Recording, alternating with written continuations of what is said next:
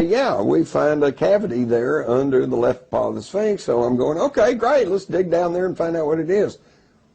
To this very day, as far as I know, nobody's done this. They won't allow this. They will not allow us to get to the truth of the origins of humankind.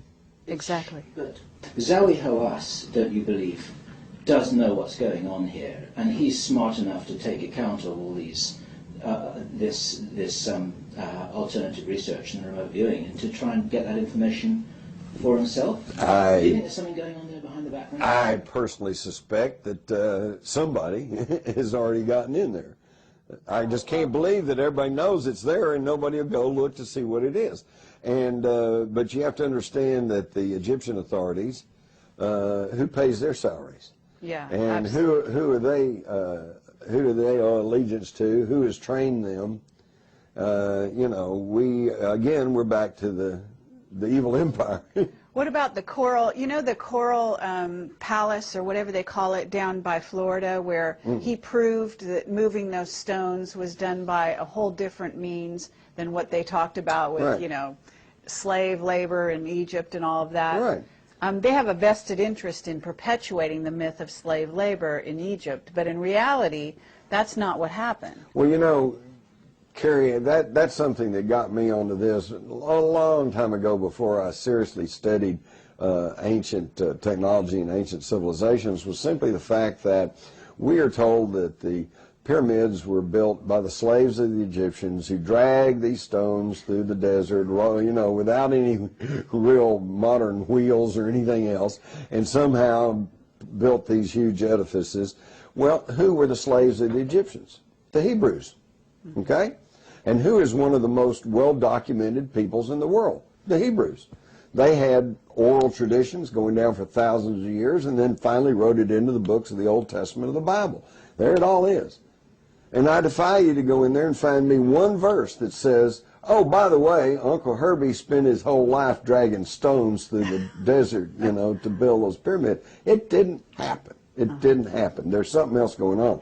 And why don't they want us to know about that? Well, over and above the fact that Egypt is totally dependent on the tourist dollar based on the Egyptian mythos, is the fact that this would tell us possibly of our extraterrestrial origins, and more importantly, it would point us in the way of alternative technology and energy sources. Absolutely. We're talking about sound technology. Right. We're talking about, you know, I don't know, scalar waves. We're talking about mind over matter. Exactly. Which is, this is all stuff in the black projects. Yeah. Sonic frequencies, who knows?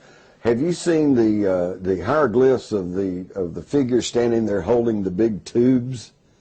Okay, and there's a cord that runs out behind it and goes to the little power thing. You know, they call it the Jedi, the tower, or I call it the oscillator. Okay, when I saw those, if you go up and look real close, unlike the rest of the caricatures on the hieroglyphics of figures, where they just have the outline of the person cut into the stone, this has a double outline to it. And we were remarking on that and wondering what does that mean, and I'm thinking, being a cartoonist among other things, is that when you want to show movement, you draw extra lines. You know, if you draw a hand and you got some lines here that's like the hand's moving. So by drawing a double outline, they're showing that they're going, they're actually using this equipment. Right. See? This is very carefully, it's just a second outline.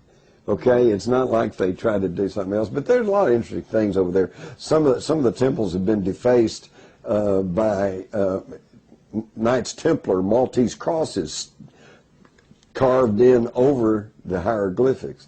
And of course, see, we're talking about stuff that's handed down for thousands of years and has been debased and defaced and vandalized by, you know, everybody and anybody, and so we're just scratching around in these ruins and trying to piece together what actually happened. I guess the corollary would be, you know, 5,000 years from now, they'll find a Coke bottle buried in the dirt somewhere, and they're going to be whole scientific papers written about, you know, I wonder what this was about. Obviously, since it's in the female form, it must be some kind of fertility goddess icon, you know, that they worship. You know, this is, we're just making this stuff up because we don't know. Yeah, absolutely.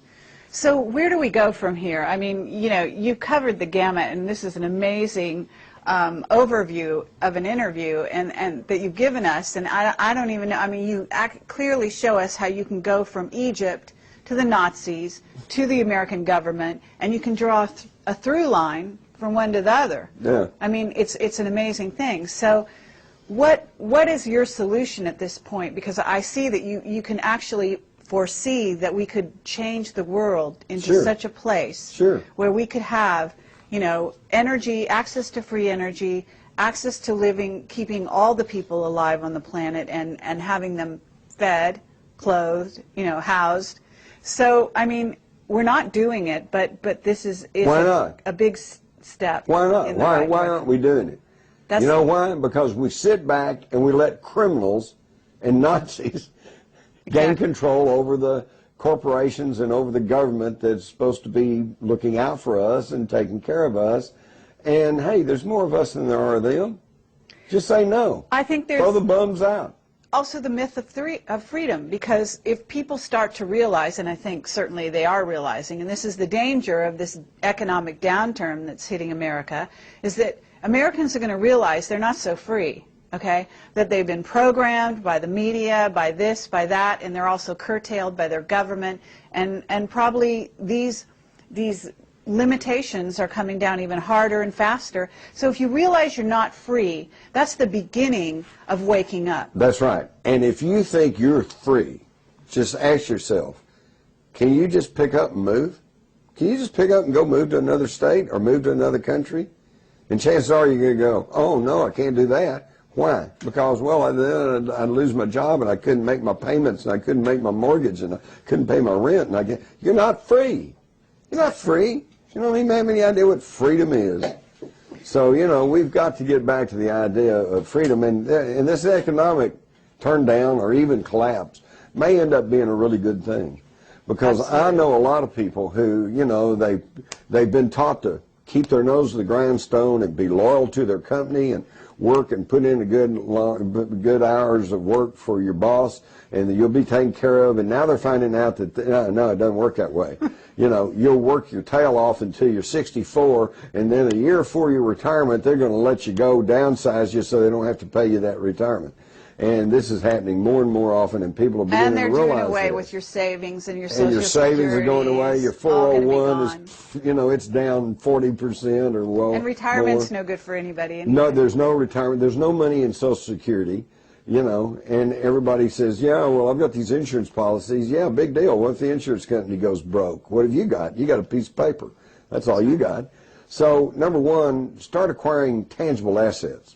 Get a little property you own yourself. Get something you can grow tomatoes on.